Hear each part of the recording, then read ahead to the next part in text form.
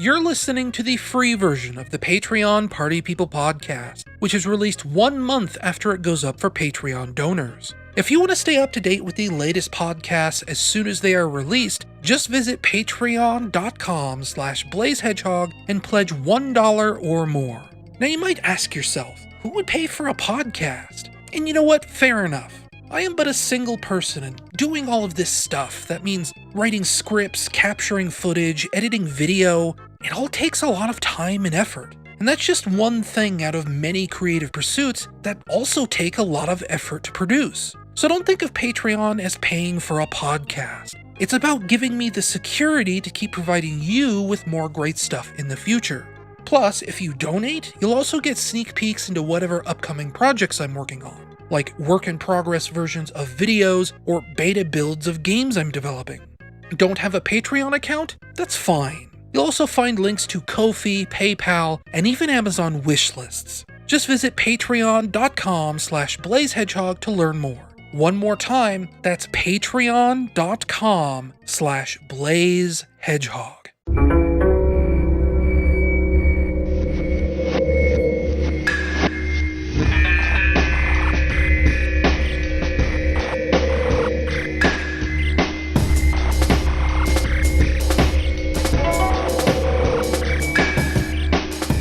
And welcome to the Patreon Party People podcast.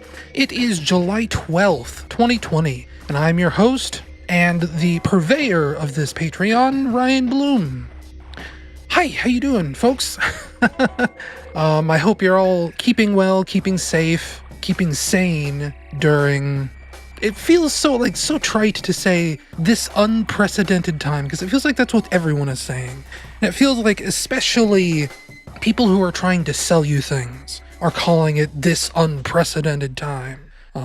But, you know, just the same, I hope you're doing okay out there. I'm doing about average, we'll say. It was my birthday about a week ago. I guess that was pretty nice. About as nice as it could be given the state of things. I got some money from my brother and his wife. My cousin bought me Resident Evil 2 Remake for the PlayStation 4. That was pretty nice. And my mom bought me this sort of drawing table, lap board sort of thing. Imagine a TV tray, right? Or a tray that you'd be served, a tray someone would use to serve you breakfast in bed. You know, it's that kind of long, wider than it is long. We'll say it's about, 3 or 4 feet wide by a foot, maybe 2 feet deep. And it's got these little fold out legs on it, and it's got a little drawer to store pencils and things in. Because it's mainly meant to be for drawing, right? Or just whatever, crafting, I guess. My mom got one for herself last Christmas, and she's been, kind of in love with it. And a couple months ago I said, I need to borrow that because, I've read that when it comes to drawing and stuff like that, you actually kind of need an angled surface. If you're drawing on paper, you can't be drawing flat on a table. That's actually really bad for your posture. It might be really bad for carpal tunnel syndrome. And if you know me, I have carpal tunnel syndrome. It kind of comes and goes sometimes. Over the last, we'll say couple 3 years, I think I mentioned this around Christmas, it did end up getting really, really bad. And I blame that on the fact that this new desk I got since we moved out here to Nevada doesn't have a wrist rest like my old desk did. And, I've gone through different wrist guards, or not wrist rests, different foam ones and things like that have been super uncomfortable. Thankfully, something that I've been noticing lately is that my wrist is actually starting to feel pretty good. I'm not sure if it's just, like I said, it comes and goes sometimes. It's not necessarily, constant. Though, again, over the last 4 or 5 months, it was actually getting really uncomfortable, genuinely painful and worrying. To the point where I was actually when I'd go to sleep at night. I don't know if anyone out there is an artist or works a lot on computers or whatever. But they make these sort of the wrist guards for carpal tunnel syndrome. They're supposed to keep your wrist straight so that you don't bend it and don't irritate the carpal tunnel syndrome. mine was bad enough that I've actually been sleeping with those on because I would wake up some nights with, my fingertips being kind of tingly because of the way I slept, and I had to bend my wrist while I slept.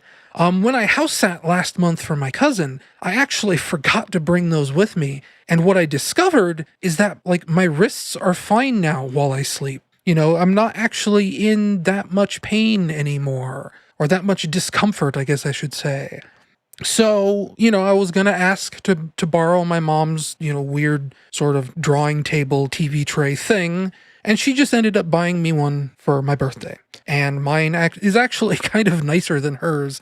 I think she bought hers off of Wish for like $15, which, it's fine. There's nothing wrong with it. It did come the little, drawer that pops out where you keep pencils and stuff. That was a little weird, but once she glued it, it was fine. But mine was apparently like 2 to 3 times as much as hers was, and it feels nicer. It looks a little nicer. So I'm feeling kind of confident about maybe being able to draw again, because that was kind of like the big problem, is that I'd pick up a pencil and I could feel it, over the course of, say, 20, 30, 40 minutes, eventually my fingertips would start to go numb. And that's a really scary feeling. But it kind of can't be helped when you have carpal tunnel syndrome. But I think what's really helping, like for the first time ever, is that wrist rest I was bought for Christmas. A patron bought it for me. I say a patron as if they're the patron first. Longtime friend of mine bought it for me. And like I said, I've gone through wrist rests before. I bought one probably like 6 or 8 months after I set this desk up, thinking it would help with my wrist because it was hurting back then too.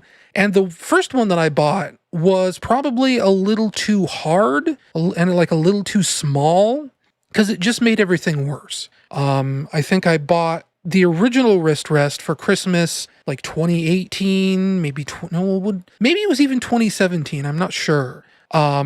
And it was right around, say, April that I realized that ever since I bought that wrist rest, my carpal tunnel was just getting worse. And so I threw that away and I just kind of suffered through it until Christmas 2019, when a friend bought me a much bigger, much nicer, much flatter wrist rest. And I guess it's working, which is actually exciting for me. Hopefully I'll be able to draw more. It's the sort of thing where, I can draw anyway. I just have to make sure to pace myself a little bit more, take rests more often. It's not like when I was in high school where I could just draw for 7 hours a day like I used to. But I can still draw, but it's made me afraid. I don't like that feeling. But, again, hopefully new wrist rest, this special drawing table. And like, I forgot to mention, like, the reason why it's like a special drawing table is that it actually has, like notches underneath it where like this metal bar goes, and that's how the angling works. If you have like a phone or a tablet stand, it's kind of the same thing, or at least some of them are like that. But yeah, it was an all right birthday. I got to eat hamburgers at a special socially distanced cookout at my brother's, where basically they all sat in their backyard and we sat in the driveway.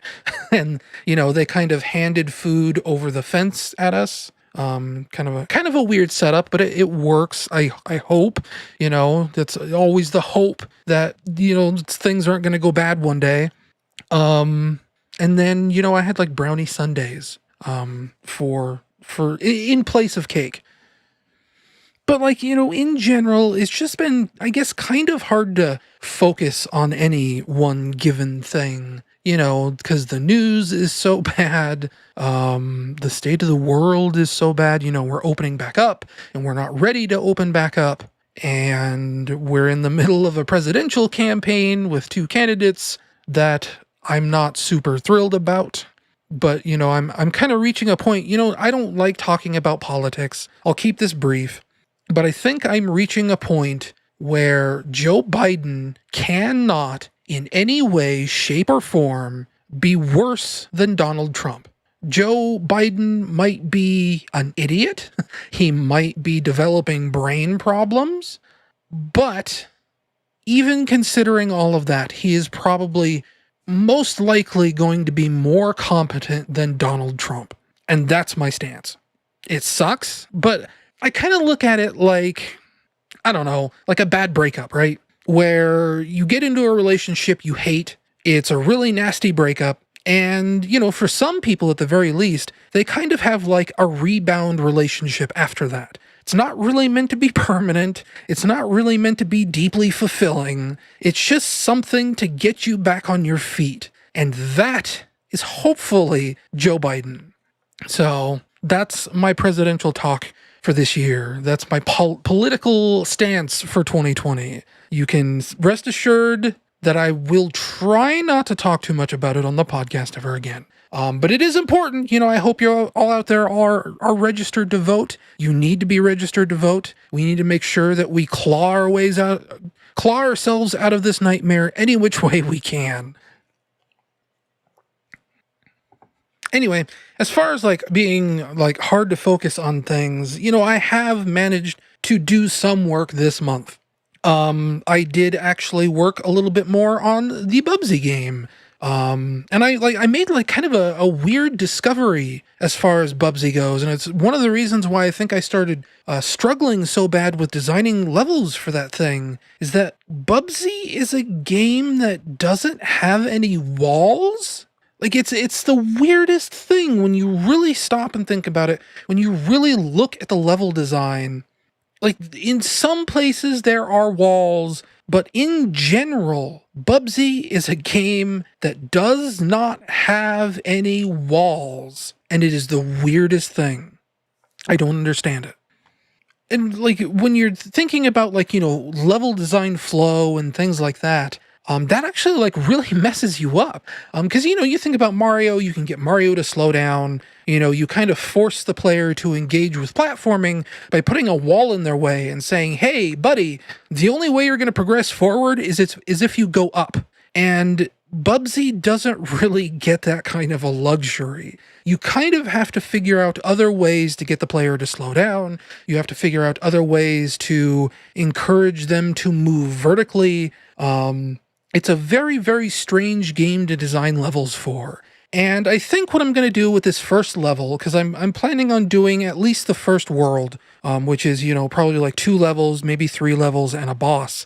For this very first level, I'm thinking of just sticking as close to the original Bubsy as I can, no walls, just, a kind of a straight shot towards the goal, as it were, with, a bunch of different alternate paths and things like that. I am kind of taking a page from Sonic the Hedgehog level design, kind of can't help it. And once I get past that first level, then maybe I'll think about designing some new tiles to kind of bring walls into Bubsy. The only context in which there are walls in the original Bubsy is when you enter a cave system or whatever. Then you kind of, you start bumping into walls or whatever. But until you get to that point, until you stumble upon a secret area like a cave or whatever, there just aren't any walls in that game. It's the weirdest thing. I also did work a little bit more on the Sonic Forces script. This weird thing where I kind of ignored it for a little while. I think I kind of forgot about it because I got so sidetracked with Streets of Rage 4 and Final Fantasy VII Remake and everything else that I kind of forgot about it. And now that I'm kind of decoupled from TSSC news, it was oh wait, that's right. I was kind of building up a bit of momentum on the Sonic Forces script. I should go back to that. And it's creating this kind of, really terrible battle in my head where it's okay, I should probably finish the Streets of Rage 4 review at some point because I did start writing that for TSSC. I should probably finish the Final Fantasy VII Remake review because I did start writing that for TSSC. And then, I need to finish the Sonic Forces script. There's other things that I'm kind of interested in finishing. I want to do that Knights video I've been talking about for years and years and years. I actually ended up rereading that Knights script, doing kind of the 100th pass through, kind of proofreading my own work. And by the time I got to the end of that script, I was wow, that's really good. I was really proud of myself for that script.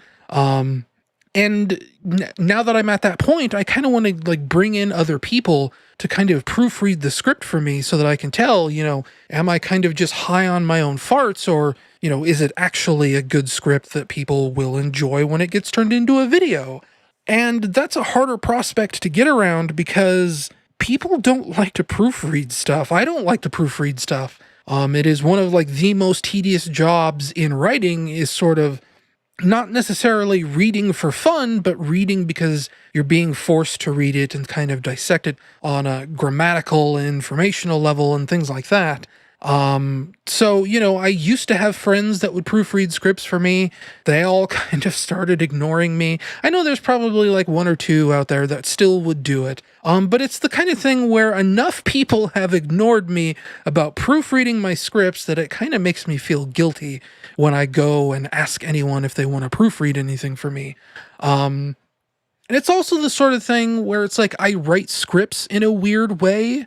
You think of like, a movie script or whatever, and it's this very like, it's structured a specific way. The dialogue is structured a certain way. You kind of describe scenes, you describe, all kinds of stuff like that. And I'm led to believe that other people that write like video review scripts or whatever, write them in that sort of movie script style where they sort of, they write out all of their dialogue, but then they also write in descriptors of the kind of footage they'll need in between things that they're talking about. And I don't do that.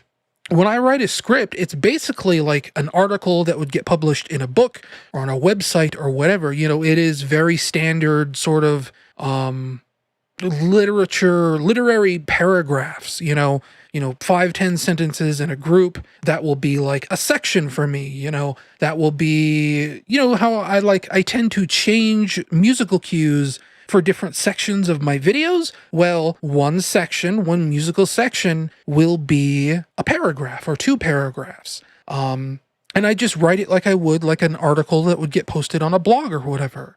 And specifically when it comes to this Knights video, you kind of need a video element for some of the things that I'm talking about. Or you need to be like very intimately familiar about what all the versions of this game look like, what they all play like, what are the differences between them.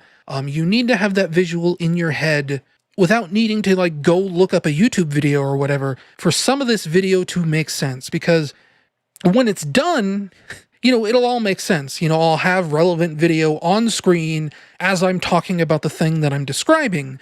But when it's just text, when it's not even being read out loud, when it's just words, you have to be able to conjure that image in your head. And I don't know if that's something that I can ask very many people to do.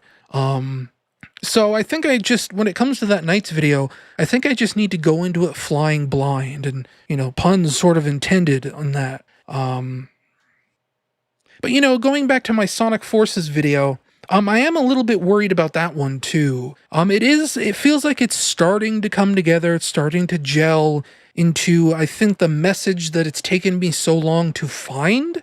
Because it's just like a set of things that I want to say that I didn't necessarily know how to structure into a point.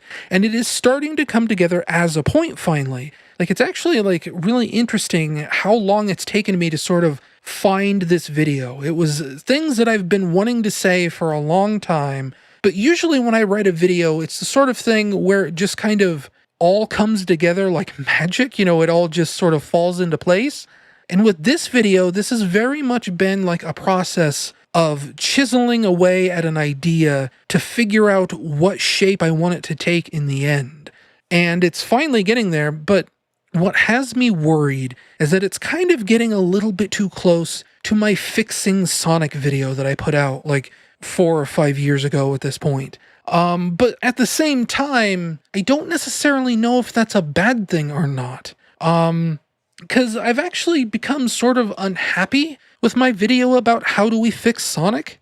Because like the first 5 or 10 minutes of that video are just all dumping on another guy's video. And I kind of don't like that idea that the video opens being sort of destructive on someone else's idea. And when it comes to that guy, the person I talk about in my How to Fix Sonic video is this YouTube user named Goodblood. And he had this YouTube video where he talked about how he would fix Sonic the Hedgehog, how he would redesign the character, redesign the gameplay, and I didn't like his video. And that was my jumping off point for how I would fix Sonic the Hedgehog. And in the years since then, he privated that video, and now I guess from the comments I'm getting on my Fixing Sonic video, he has just straight up deleted his original video. And that makes me feel really bad, because I don't want him to feel like he should have deleted that video, like he was getting a lot of negative attention for that. I don't want to feel like I'm responsible for that. And I don't know if I'm responsible for that, it's not really clear. He might have been getting feedback from people who never even saw my video. But at the same time, I do know that I checked in at one point and my video, my How Do We Fix Sonic video, had like 2 or 3 more times more views than his video did. So my video was definitely more popular than his was, and it could have led to sort of a dogpiling effect. And I don't like that. So if my Sonic Forces video ends up, landing in the same ballpark as my Fixing Sonic video, at least it won't have this sort of, negative jumping off point where I'm sort of, ripping on this guy for daring to have an opinion or whatever. Hold on a sec.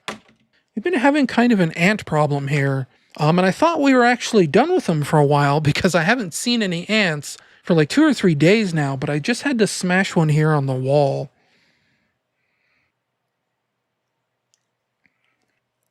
And it's the sort of thing where we've bought ant baits and we've put out ant poison and we've sprayed for bug spray, or sprayed with bug spray, I should say. Sorry if I'm like a little loopy.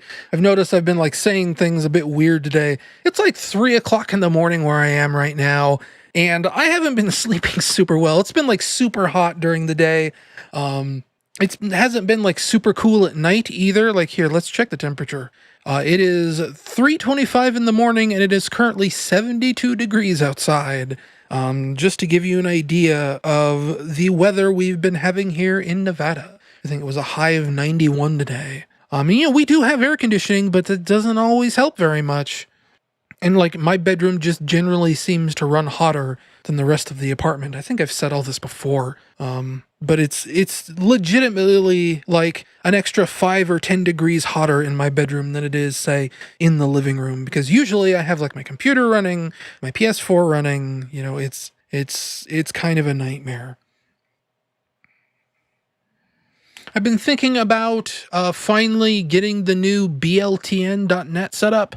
I really need to like get around to doing that here soon, because, that's where all my reviews are going to live from now on. And, I need to get on that. I need to get on archiving my old TSSC reviews on BLTN.net.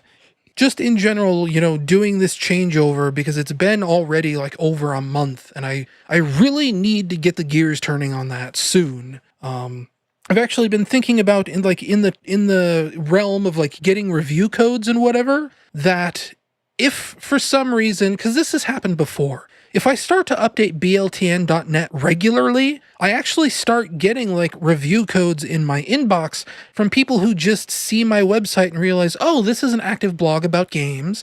It is sort of popular-ish. I will send review codes. And when it lays dormant for, 6, 9 months, multiple years, whatever, that tends to dry up a little bit. So if I actually like start posting, all my old reviews, start archiving them on BLTN.net, there is a chance that review codes will start coming in again. They were never for like any real big games or anything like that. It was always just like this really little stuff. But it was, it was quote unquote attention, and that was really good. But if I'm going to be posting all this stuff, then I do need like a new website, something that looks fresh, something with more recent contact information, because everything still, I think, says, kind of links back to TSSC News a little bit. And I kind of need to get rid of all that stuff and, finally bury the hatchet, as it were. And, to do that, I need to actually like go browsing for a new theme for that Tumblr. And that's kind of a hard thing to do, because Tumblr kind of sucks when it comes to running a gaming blog, let's say. Their formatting options are kind of atrocious. you are stuck with like these tiny little thumbnail images. You can't really like center or reformat anything. It's all very, very, very basic. But at the same time, I don't want to pay for a WordPress because that will get me into a place where, maybe one day I won't be able to pay for hosting anymore. Maybe the website gets really, really popular and then I have to spend more money on bandwidth or whatever. And, I can't afford that. I can't get myself into that kind of a situation. So for the time being, I kind of just need to stay on Tumblr and just have bltn.net redirect through that or whatever way I have it currently set up right now. And I kind of want to stay on Tumblr anyway, because, they have this sort of social ecosystem on there where it's like, it's really easy to reblog articles, it's really easy to like articles that you like, things like that. So, I have this impetus to kind of stay on Tumblr for all this stuff. I have followers on Tumblr that only follow bltn.net.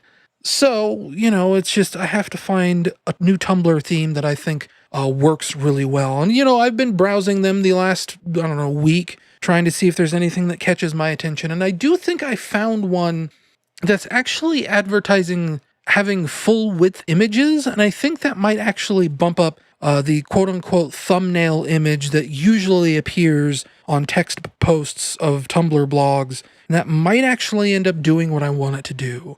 So, that itself is like a whole problem that I have to deal with, because I feel like I should probably close the website down or redirect it to an empty page for a little while so that I can install the new theme, sort of customize it a little bit, get it set up so that it looks nice, and then I can reopen the website. And then I can start, bringing in new posts and seeing how those look and things like that. And it's a process that I need to get through and need to figure out.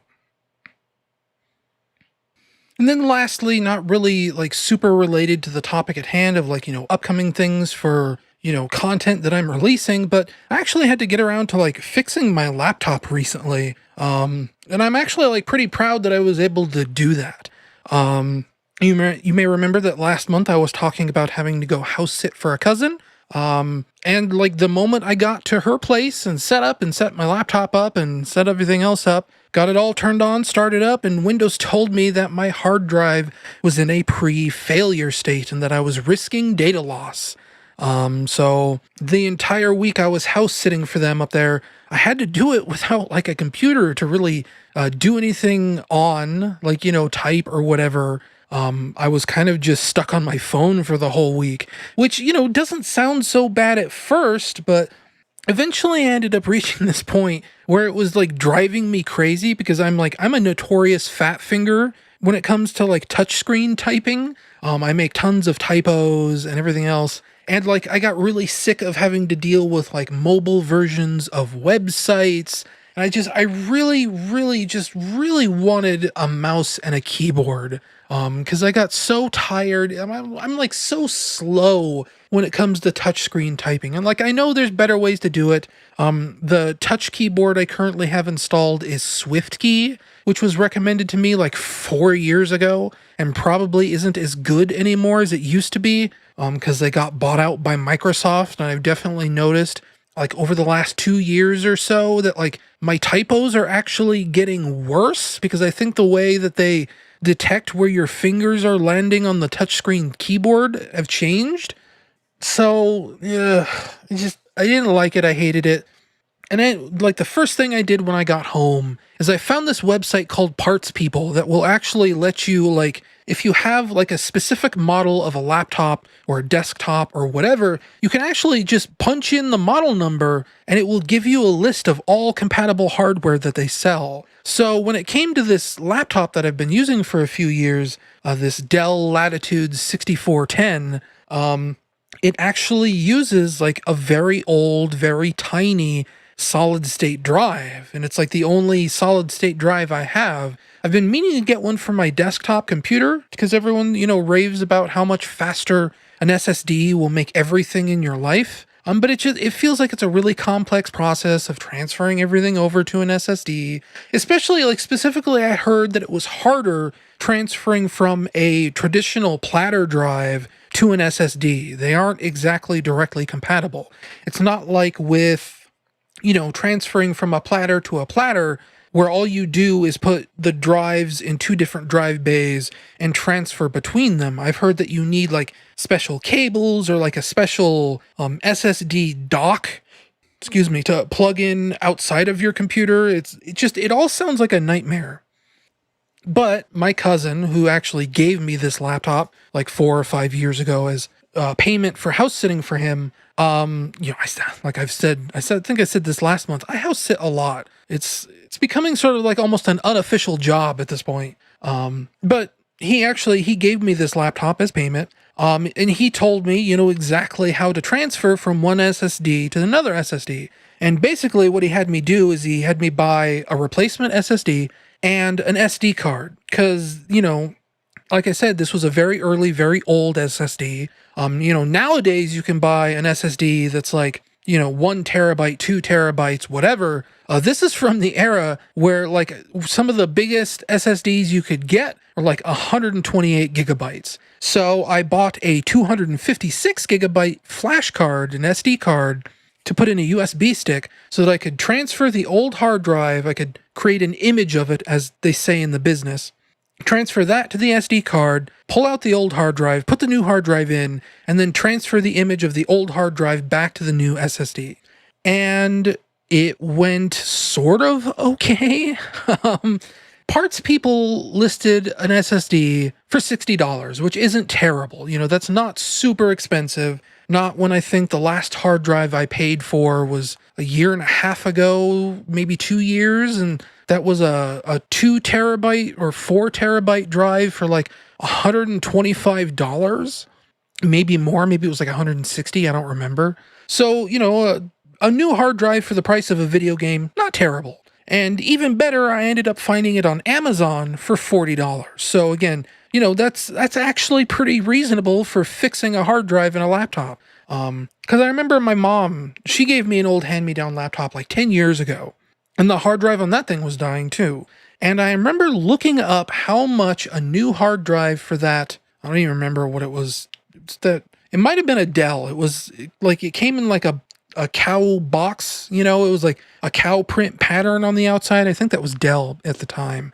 But that had a dying hard drive too. And I remember at the time I ended up looking it up on like Newegg or whatever. And just to replace that hard drive with one of the same size was like $90 or $100. And it wasn't a very big hard drive. So, again, $40 to replace a hard drive, easy. And then it was like, $20 for the SD card. It was nothing. It was good. It was, I was actually like pretty comfortable. Like, okay, this is all right. I don't have to go like into horrific debt to fix this laptop. I can actually, and it was even like an upgrade too, right? Because the hard drive that was in that laptop was 128 gigabytes. The cheapest SSD I could find that would fit in that laptop was 250 gigs. So it's actually, almost double the storage of what was originally in there. Anyway, all the parts get here and everything, and it ended up taking me around 9 hours to get everything transferred over and functional, because I don't know if it was like out-of-date software, a bad USB port, or the fact that I was using a 13-year-old SD card adapter, but it just wasn't working properly. It would get like, 1 or 2% into the archiving process, the backup process, and it would crash. So I downloaded a new version of the hard drive backup software called Clonezilla. I grabbed a different SD card reader from my mom, and I used a different USB port all at once, all at the same time.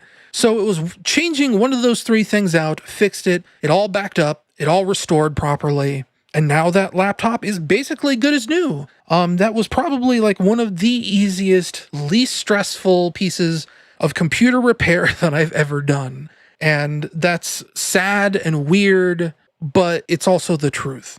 Usually when I have to repair a computer, it's because something really dire happened and, it will take me, 15, 24 hours before I get it all fixed and, like $200, $400 in repair parts, like that time that I fried my motherboard. That was like $230 of replacement parts. It's a nightmare. But this was okay. The laptop, it booted up just like brand new. Everything loaded super fast. It's like a whole new system. To like give you a point of comparison here, when I'd have to turn that laptop on, there was always a process I had to go through. Windows itself would come on, super quick within, say, 30 to 90 seconds, we'll say. But once it was in Windows, it had to sit there for at least an hour, maybe even 2 hours, while everything very, very, very slowly loaded in. And if you attempted to use the laptop at any point before everything had already, fully loaded in, it would work, but it would just be like the slowest thing in the universe. You'd open Firefox and you'd have to wait there for, 1 minute, 2 minutes, 3 minutes as the web browser started up. But once you let everything finish loading in, it was fine. It would be a little bit weird every now and then. I think it had like overheating problems too. But that's just kind of laptops after a certain point. But, once you let everything load in for that very first time on that very first boot up, it was okay. Now that I've given it a brand new fresh hard drive, the whole operating system loads in about 2 minutes. After 2 minutes, everything's loaded, everything works, everything is about as fast as you could hope for. And, personally, I think that's really cool. Because I have this image in my head of laptops being this sort of impossible to repair thing, You think of like, iBooks and everything else. You think about like the form factor of a laptop. There's not really like a motherboard you can get at and, pull parts off and replace parts. You can't really like install a new graphics card or a processor inside of a laptop. And I know that there are laptops that let you do that, but for the vast majority of the ones that are sold at like Best Buy and even like Walmart or whatever, they are not very user serviceable. So the fact that I was able to actually like, fix that laptop, make it basically good as new, I'm really proud of that. I'm really happy that I was able to do that.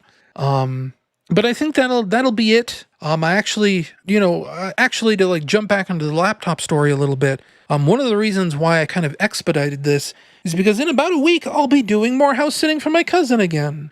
Same cousin. I think she's going up to see her brother who lives in like Washington, very, very northern state, as it were. Maybe it's like Oregon or something. I don't remember. It's somewhere that is not Nevada that takes many hours to drive, and it's a big long road trip.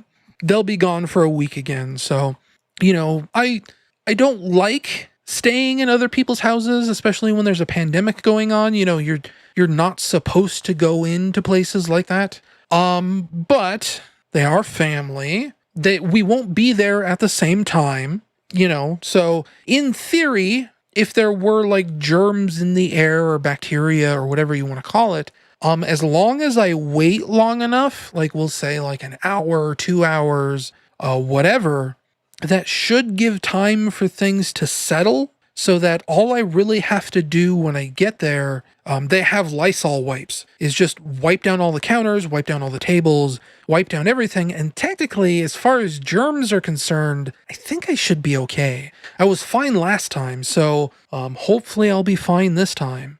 I definitely like the money they pay me for it, so, that's a driving force, and hopefully that doesn't end up with me in the hospital. Wouldn't that be fun? Anyway, what I was trying to get at is that I wanted to repair that laptop before I went back up there again. But I suppose what we'll do here before I, get my wires crossed any further and sort of trip over my own words any more than I have been, we'll go on break. We'll play some music. And when we come back, we'll talk about the land of entertainment. Stay tuned.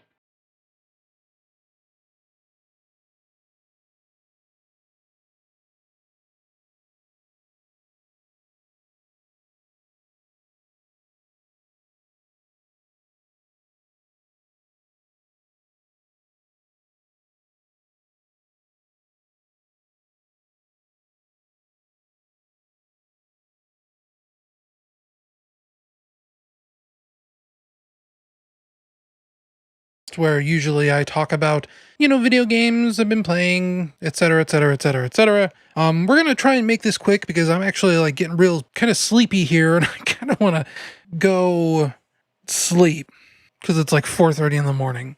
Technically, it'll be a nap because I haven't been awake very long because of, usual sleep schedule shenanigans and things like that.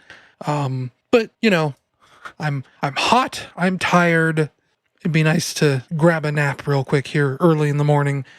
Oh boy. So what all have I been playing since the last podcast? Well, the Steam, summer days, I don't know what it's called. The Steam summer sale, I guess. No, that was something else. There was like a Jeff Keighley thing where they put up a bunch of demos for indie games and things like that. I ended up playing, a bunch of different games, but the ones that really like stuck out to me was the two New Blood games, ULTRAKILL and Gloomwood.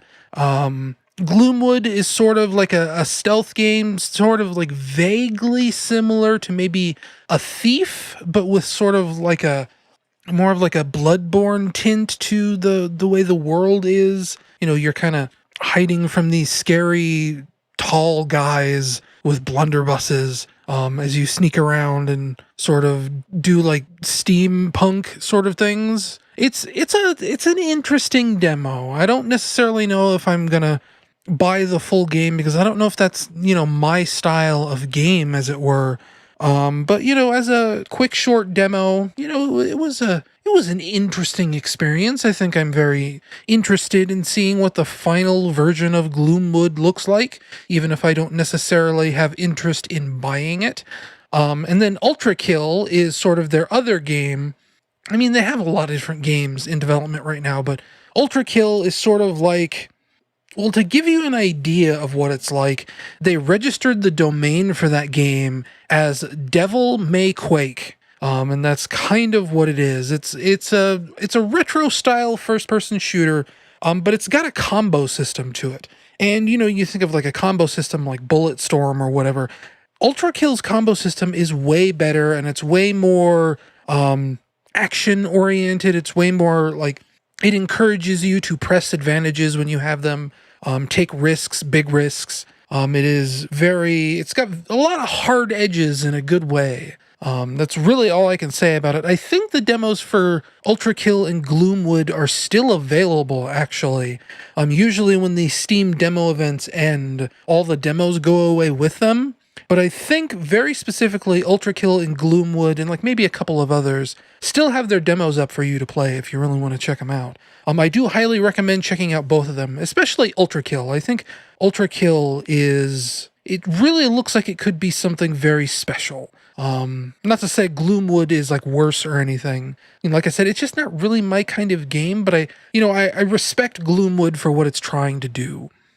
And then I remember I tweeted about this. It was a really bad idea for me to play ULTRAKILL and then go right on to playing a demo of this game called Ghost Runner, because I feel like Ghost Runner and ULTRAKILL were kind of going for the same sort of ideas, but Ghost Runner had like way better production values, but just wasn't as fun. It's one of those things where like ULTRAKILL, it looks like a game from 1997, but it plays incredibly.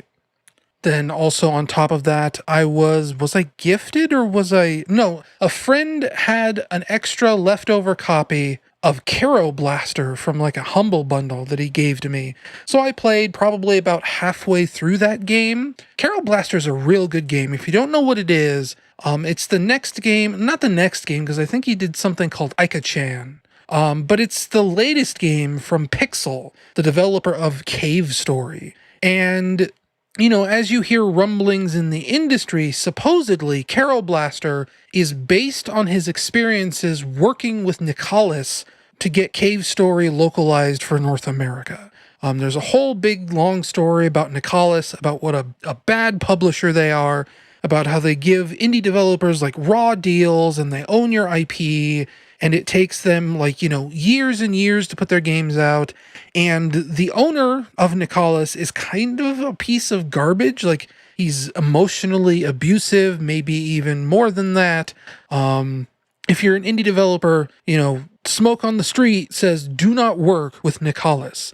And if you interpret Kero Blaster through the lens of Pixel sort of manifesting what he felt while he was working with Nicalis to get Cave Story released in North America, it really paints that game in an interesting light, because the whole story of Kero Blaster is that there's sort of like this infection of negative emotion that is sort of taking over the world, and you kind of work in sort of like an extermination company that's supposed to be getting rid of this, this infection of negativity, but your boss is like this cat or like this cat person or something.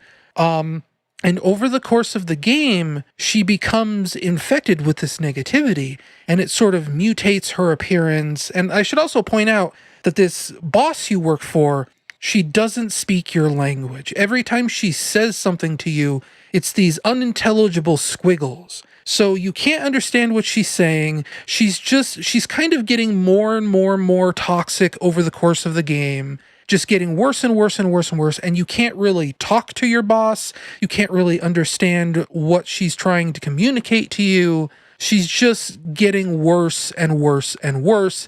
And really all you can do as the Frogman, the Kero in Kero Blaster, is just kind of soldier on and do what she says and hope everything turns out for the best. Even as this infection gets worse and worse, and it feels sort of like it's taking over the world. And yeah, I could see how maybe that relates to the time Pixel had working with Nicalis. Sure. I think that's a valid interpretation. I wasn't there. I've never worked for Nicalis, but I've heard stories, and I can imagine that would be a situation where that would happen. Still playing Crash Bandicoot Insane Trilogy and Halo 2.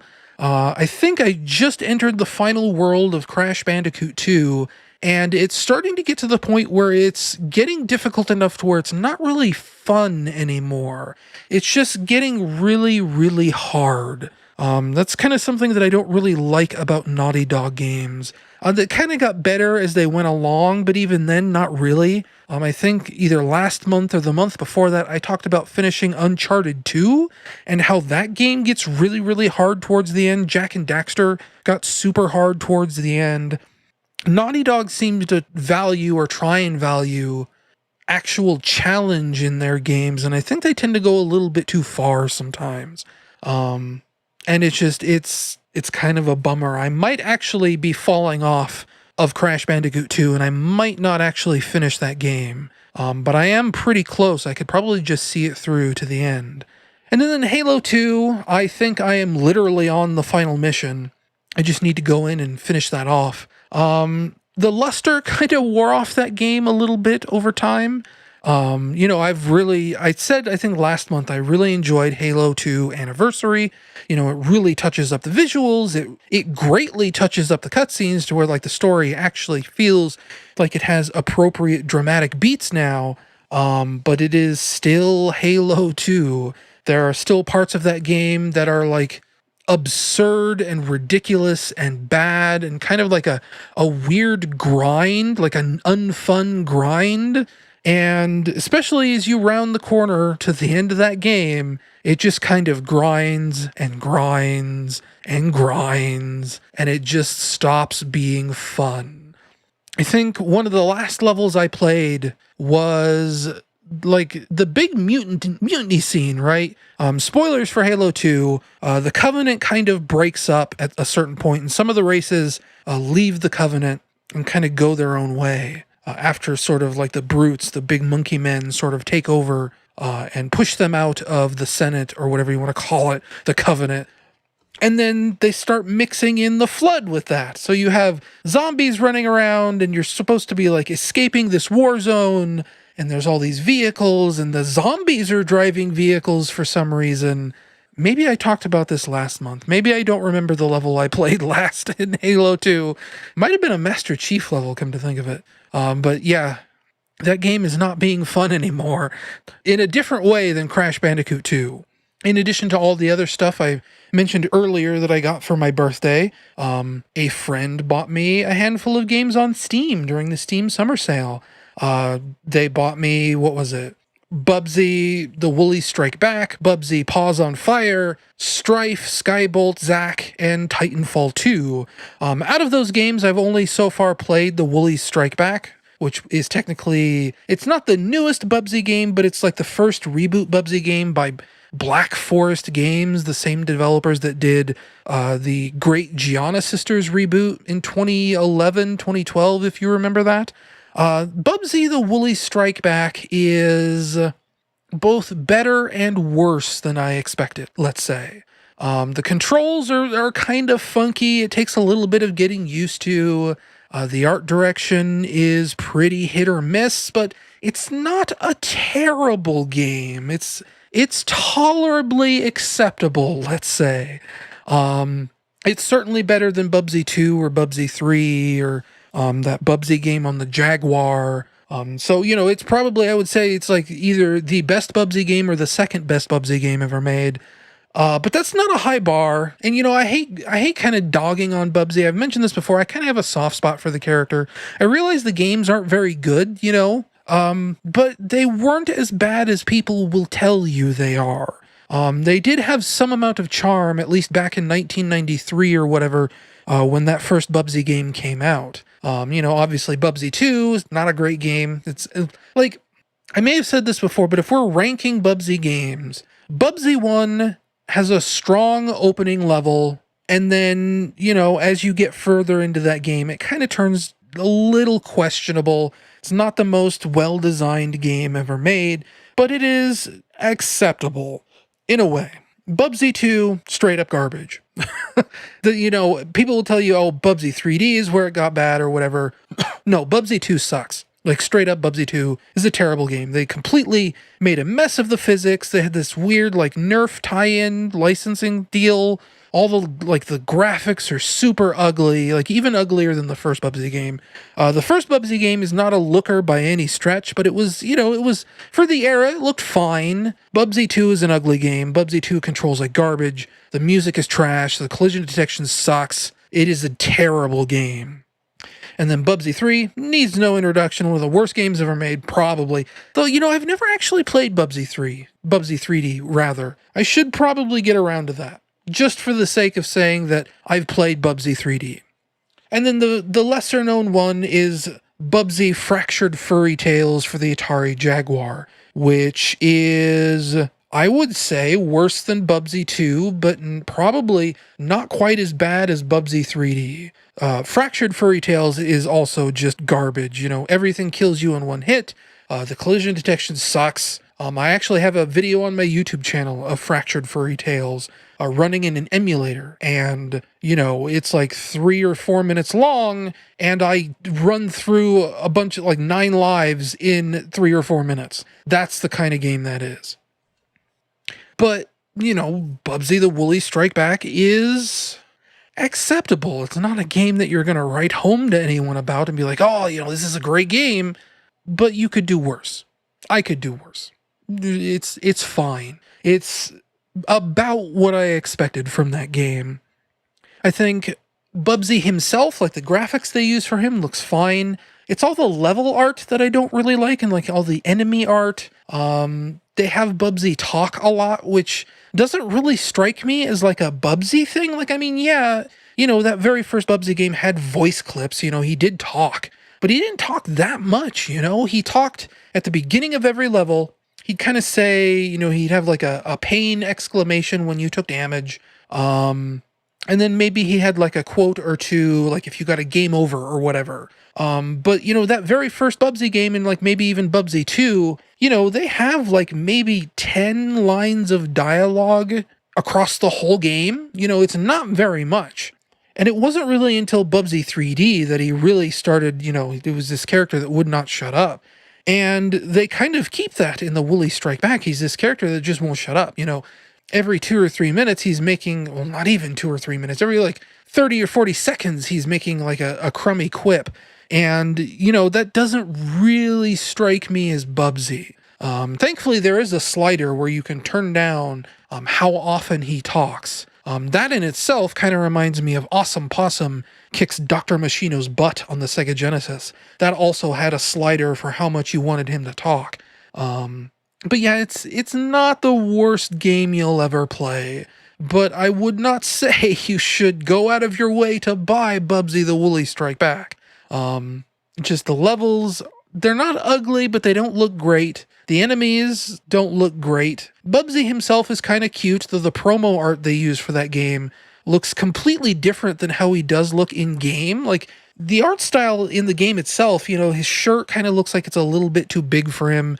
His ears are a little bit bigger, his eyes are a little bit bigger. He looks a little bit cuter in the game, but then you look at like the box art, the promo art for the Woolly Strike Back, and he kind of looks like a sleazeball. It's very weird. But it's, like the main thing that really drags that game down is that you have like 3 different jump buttons. You have a normal jump, you have a glide jump, and then you have a pounce, which technically isn't really a jump. It's more of like a forward strike, sort of almost like what Cat Mario has in Super Mario 3D World. And, the game is all about figuring out how you can chain each jump into each other and when to use what, and it feels a little more complicated than it needs to be. I don't really understand why you need 3 different jump buttons. Like, you can do double jumps, and there's ways you can chain double jumps, and it feels like a little too much. Like, it's a little confused about what it's trying to do. And then, of course, this entire time, Bubsy is just chatting his head off. Just... Not flying? Wait. Oh, yes, I am. Like, it's these really terrible things that he just says. Like, not necessarily like, ugly or awful or rude or whatever. It's just like poorly written. It's like a 4-year-old's idea of having an attitude. Remember when falling too far used to kill me? That was silly. Though there was one like weird quote he said that caught me off guard. I ran into an enemy and he goes, "Told ya I was dead." It's like, that's like a line out of a creepypasta, and I'm not kidding. That's something he actually says. I'll try and bring up the clip here so that everyone in the podcast can hear this, because when I made that Bubsy fan game, when I started it, I actually went through and I downloaded all the voice clips for every Bubsy game ever made. So I should probably have that file on hand to insert into the podcast, we'll say, like right about here. I could really use a nice cold beard. Yes, a beard to hide my identity from the Woolies. Yes, beard. It's just really, really, really weird. I've also been messing with the Super Mario 64 PC port, because I became made aware that someone made a mod for that where they replace all the character models with ones that are supposed to replicate the look of like old 1996 CGI. So if you remember like what the promo art for Super Mario 64 looked like, those really nice high quality renders of Mario made back in 1996, somebody actually tried to replicate that art style so that the Super Mario 64 PC port looks like that in real time. And for the most part, it looks kind of fantastic. It looks exactly the way it should. It looks exactly like that promo art. There are still like a couple of models here and there that don't look quite right. Like, Koopa the Quick looks a little weird. Bowser looks a little weird. But Mario, Peach, the Toads, Goombas, it just looks incredible. Not necessarily like super visually beautiful, like not like, modern graphics or whatever. It looks era appropriate in a way that's kind of amazing. So I've been playing a lot of that. I think I'm like over halfway through the game. After just like, 2 sessions, I'm like almost at 40 stars out of 70 required to beat the game. It's incredible how quickly, like I never really realized how short that game could be if you know exactly what you're trying to do. I don't know if I'll finish it. I went through the trouble of setting up this Super Mario 64 PC port, it's actually like really complicated now because, they can't just distribute an executable. They can't just do that because Nintendo will issue, takedown requests and things like that. So actually what they do is they require you to feed this piece of software a Super Mario 64 ROM file. and then it goes through this really complex process of decompiling the ROM file into raw source code, and then you have to install an application compiling environment called MSys2 so that you can compile the source code into a native Windows application. And it's not hard, it's not difficult to do, but it's just weird and tedious and complicated. But as long as you follow instructions, it's not that hard.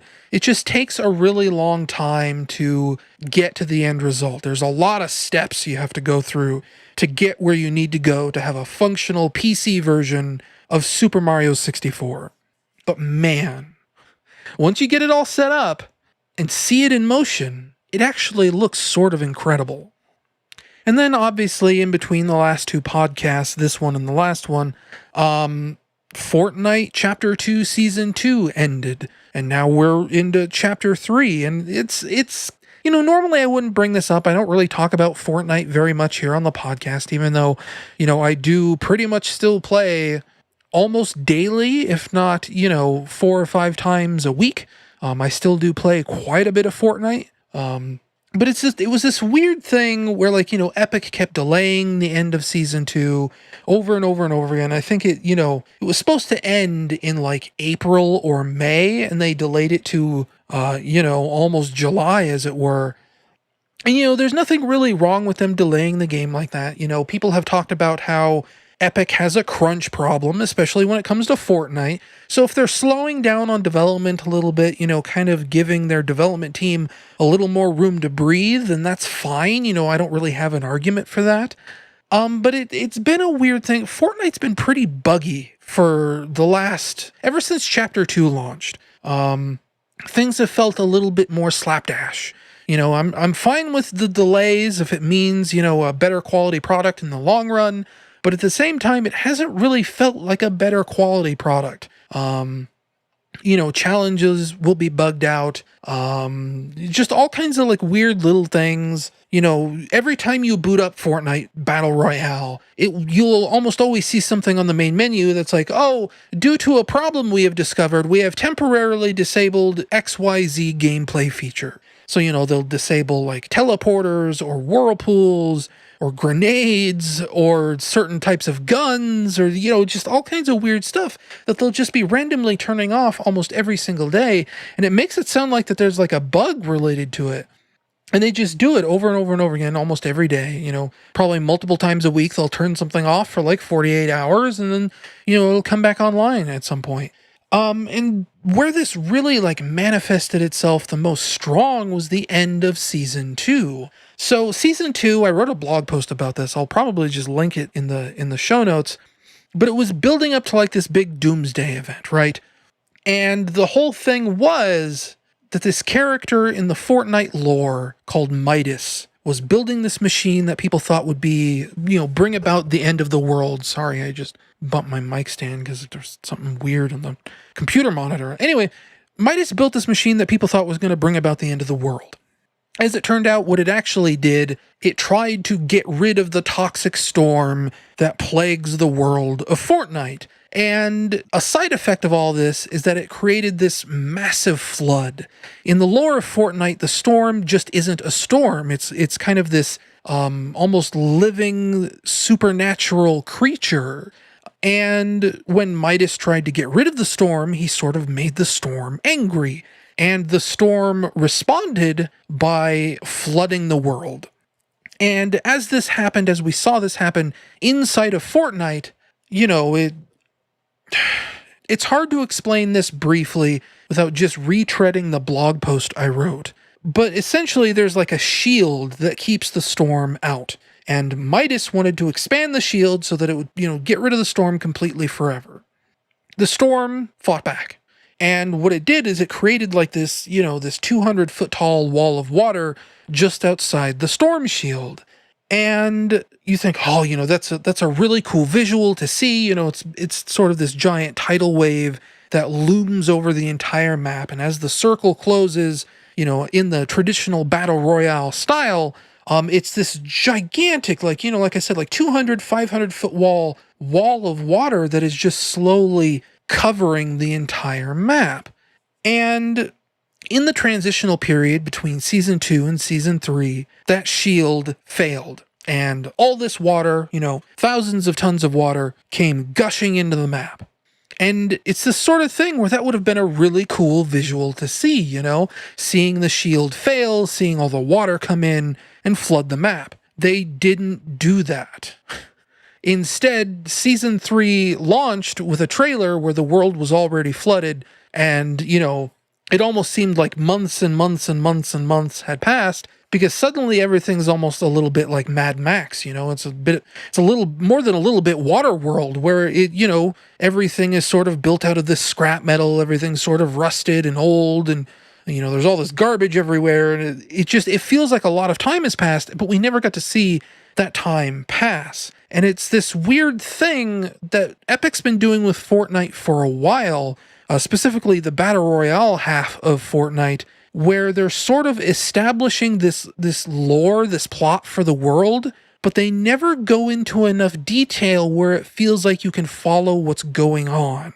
I was talking about it to a friend, about a week ago. Fortnite feels like a video game that's meant to tie into a cartoon show that doesn't exist. You're supposed to be like, oh, I know that character, I know that scene from this story. And because it's like a video game adaptation, maybe they rush through the story, maybe they don't quite touch on all the plot points the way they should.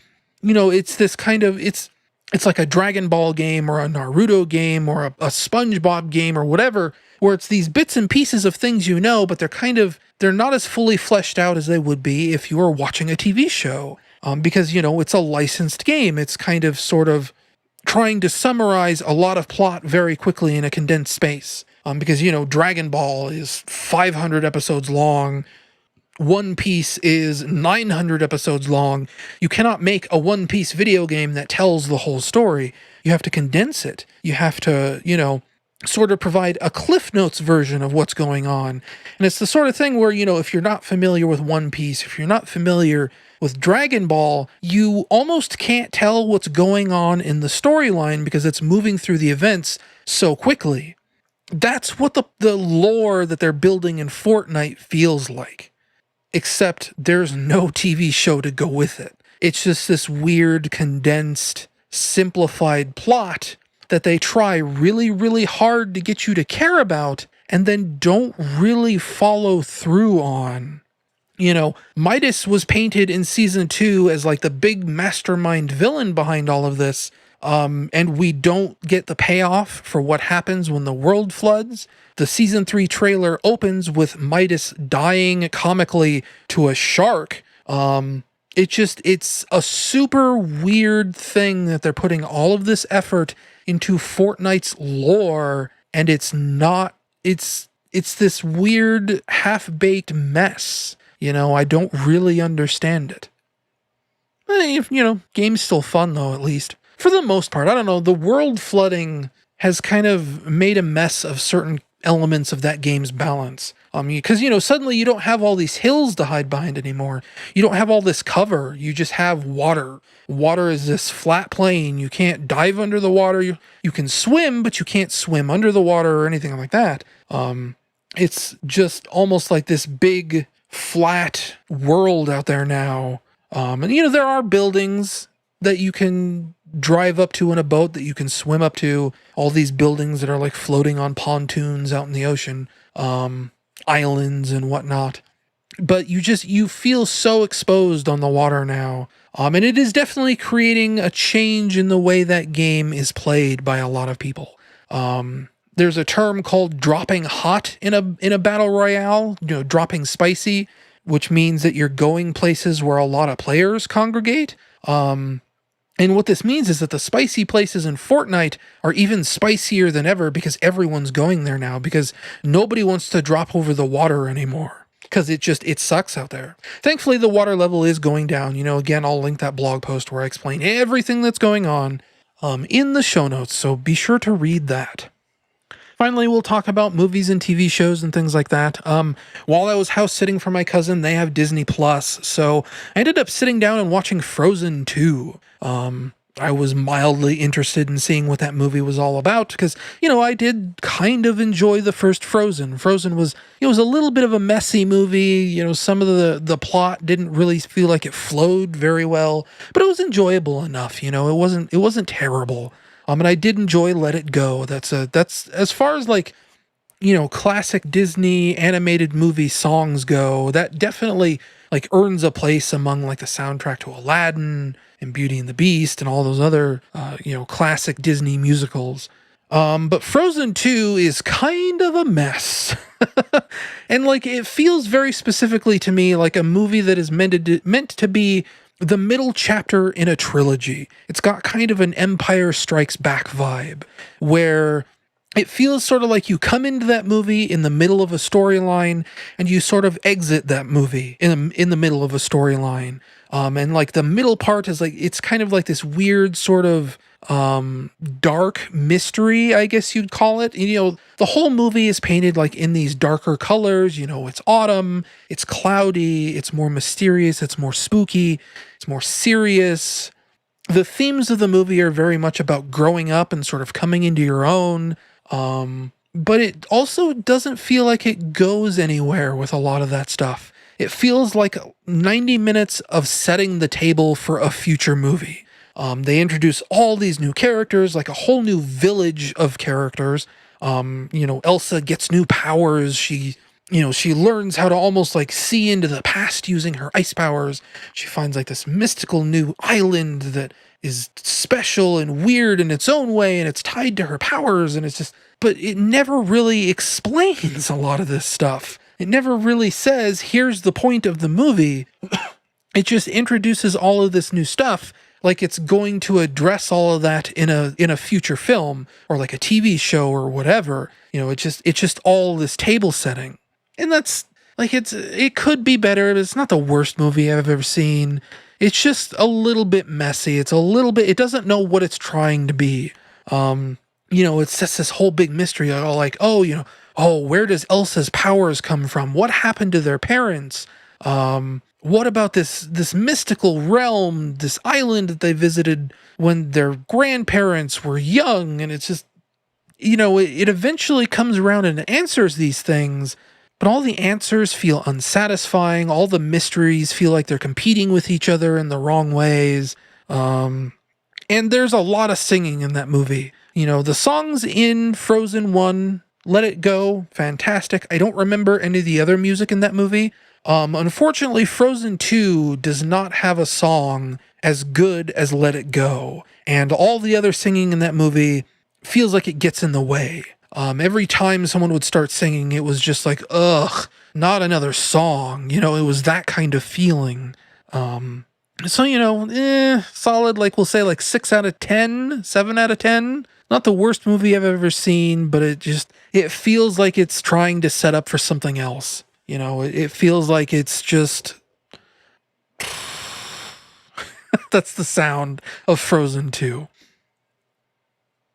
I also watched a documentary called Not For Resale by Kevin J. James, I believe his name is. If you know Neil Cicierega, he's a friend of his. Neil actually turns up in the documentary at one point, is like a small cameo. He also did like some of the music for the documentary. If you know like Guaranteed Video, that's Kevin James and Neil Cicierega and Ryan, whatever his last name is. They do like, short movies for the internet. And usually, their shorts are pretty funny. They're very much comedy focused. There's a video where Neil is reading out the names of the 50 states. And they're all wrong and they're all like cursed. And it's actually a really funny video. Anyway, Not For Resale is a completely straight documentary about the death of physical media and the death of retro game stores. It's very bittersweet. It's kind of sad. Because it's very much like, here is this dying art of the physical retail video game, of the physical store where you go to buy a disc. And it talks about, about how there is a finite end to the retro collector market where, everyone seems to want to buy what they grew up with. So, there was a group of people that wanted to buy up Atari games at one point. And then they sort of, collected everything they wanted and they moved on. And then you had people who were collecting NES games. And, they sort of collected everything they wanted and they moved on. And then you had people, Super Nintendo, Genesis, PlayStation, Xbox, GameCube. And eventually we will reach a point where you can't collect games anymore because it'll all be digital. Nobody's going to collect Xbox One discs. Nobody's going to collect PlayStation 4 discs because most of those libraries will be online on the internet. And the documentary explores that and how people are choosing to deal with that. It follows 6 or 8 retro game stores. It interviews a bunch of people like, Pat the NES Punk, Angry Video Game Nerd, James Rolfe, Andrea Rene, Greg Miller, a few other people, Frank Cifaldi's in there. It's a really good, really informative, like I said, kind of bittersweet documentary about a dying medium, as it were. But, highly recommended. I very much enjoyed it. It was a very good, very well shot, very informative, very emotionally resonant documentary. So, check it out if you can. Not for Resale is what it's called. I believe you can find it at GameStoreDoc.com. And then finally, something I was watching just a couple days ago was HBO's Chernobyl. This was something that was, everyone was raving about 2 or 3 years ago, and I finally decided to watch it because I heard that it was also a documentary, and it's not.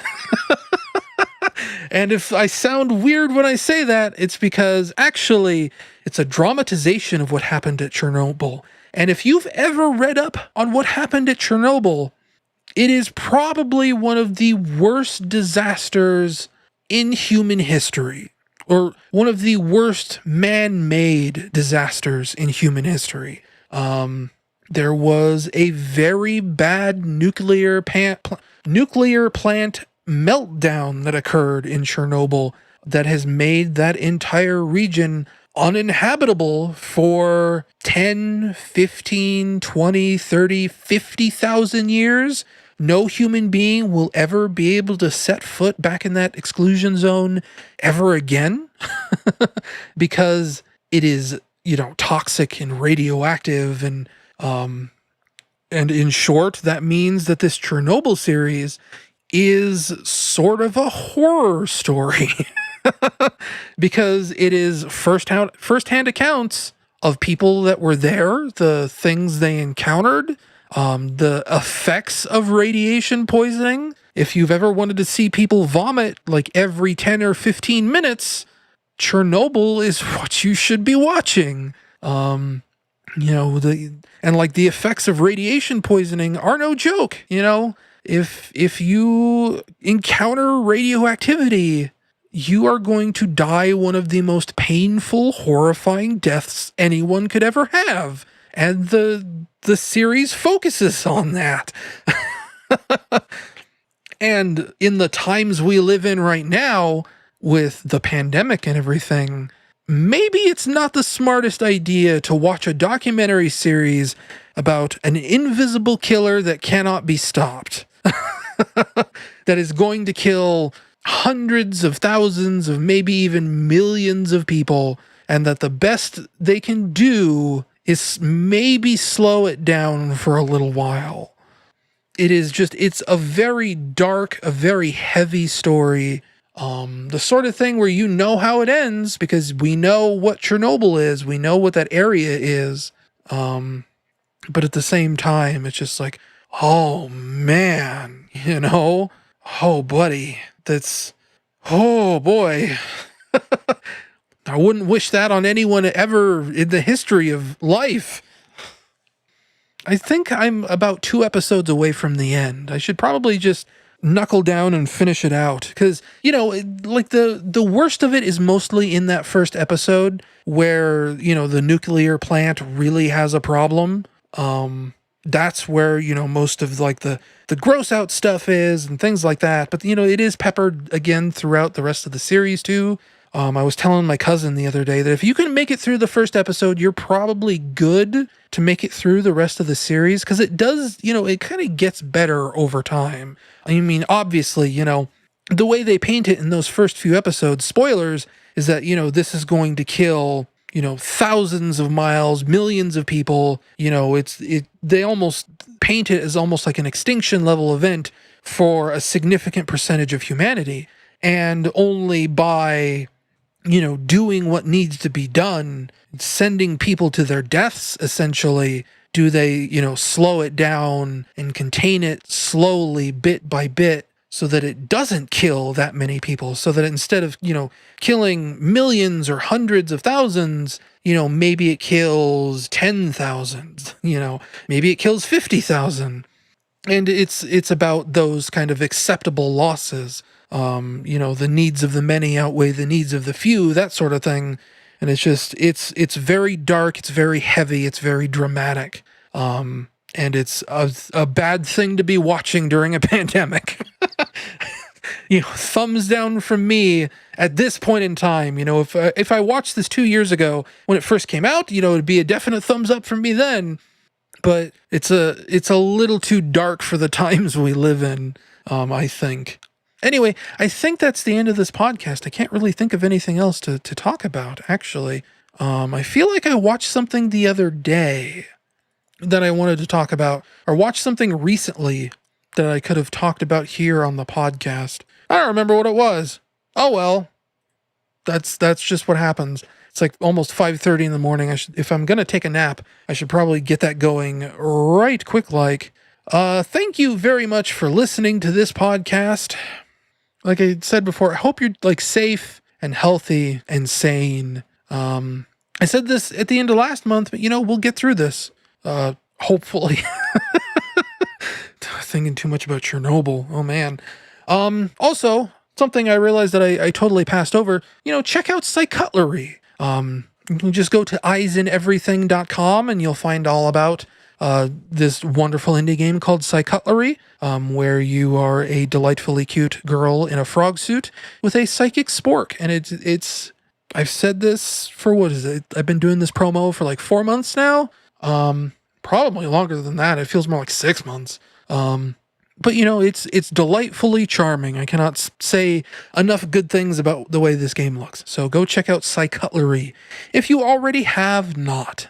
And for me, this is going to be the end of the podcast, and I am notoriously bad at ending podcasts. So you can just turn this off right here, right now, unless you want to hear the music.